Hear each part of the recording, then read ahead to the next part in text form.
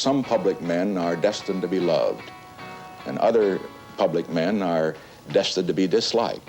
But the most important thing about a public man is not whether he's loved or disliked, but whether he's respected. And I hope to restore respect to the presidency.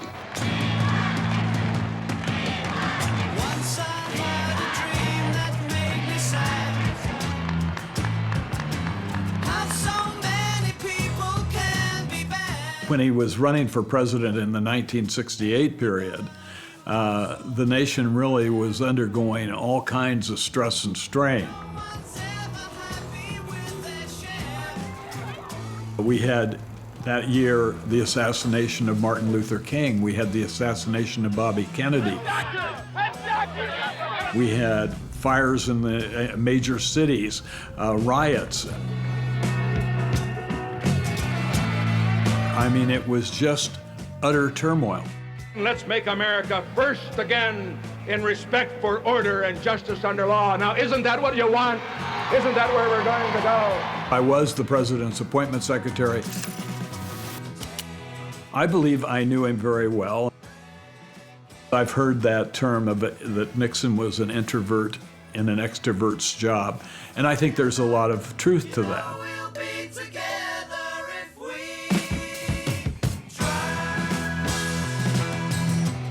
As far as the charisma and all the PR tricks and everything else that's supposed to make you look like a matinee idol, forget it.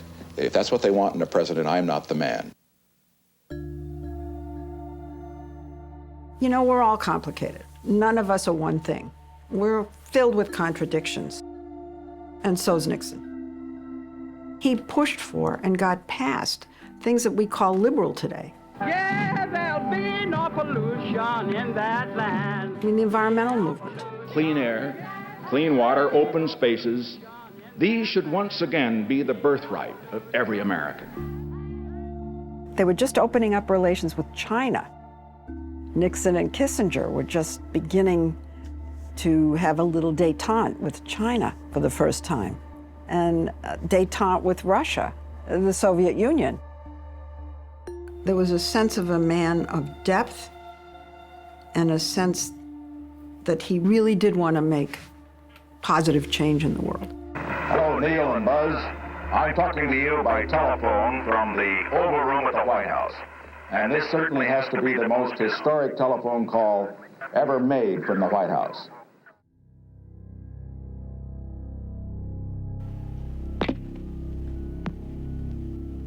And then there's this, I guess you would call it, corrupt side to him.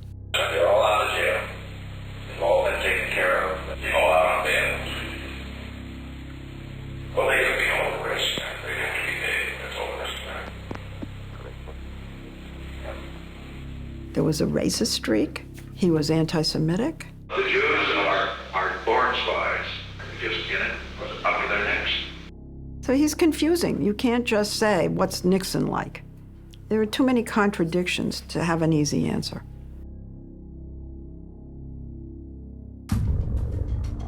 One of the dominant things going on in 1972, and it predated Nixon's election, was the anti-war movement in this country. With each escalation, the world comes closer to the brink of cosmic disaster. End the war, end the freeze, Vietnam for Vietnamese. The momentum of the anti-war movement is building.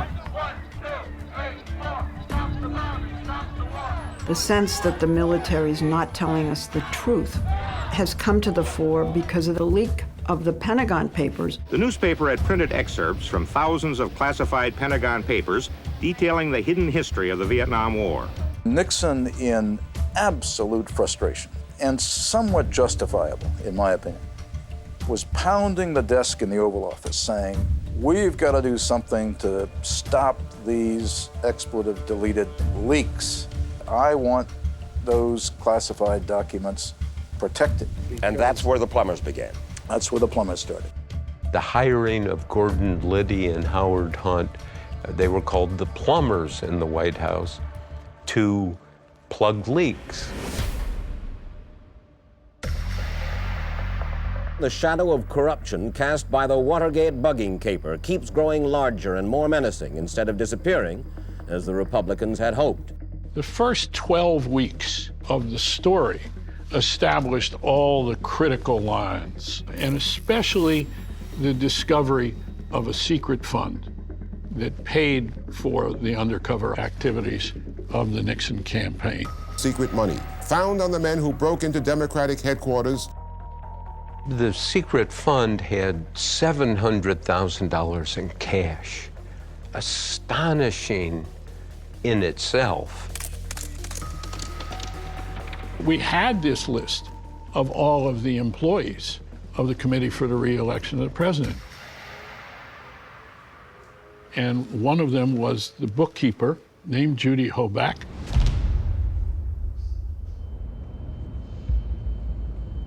On the night of September 14th,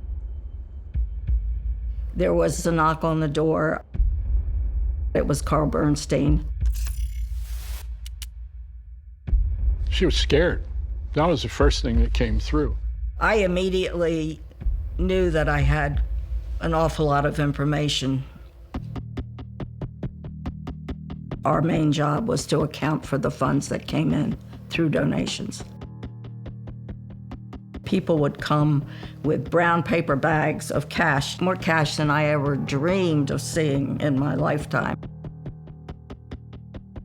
It became apparent that she was not a blind loyalist to Richard Nixon, and that something had occurred that made her think that things were not as they should be.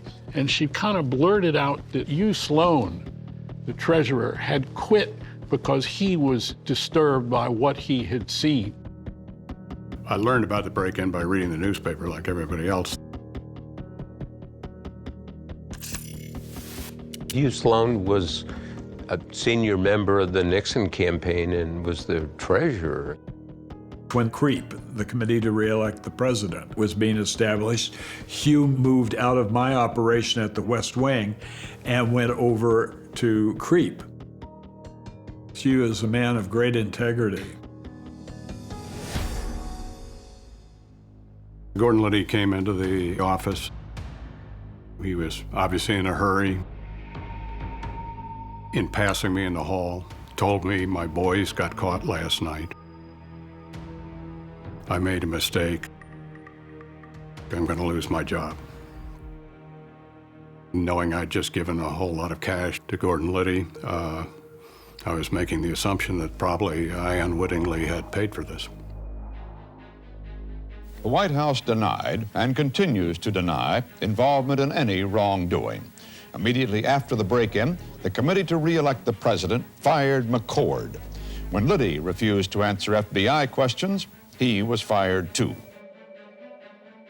Watergate conspirator Gordon Liddy received $235,000 on the say-so of Haldeman's man in the committee, Jeb Magruder.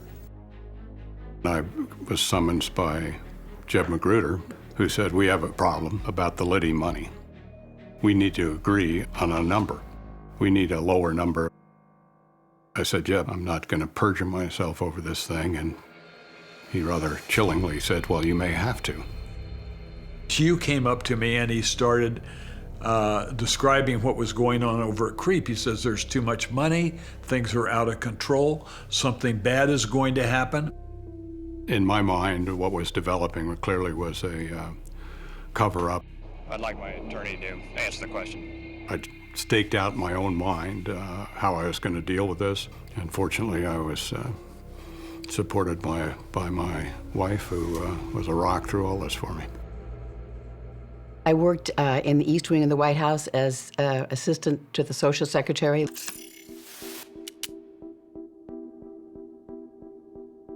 We had really led a fairy tale existence. And then suddenly, this happened.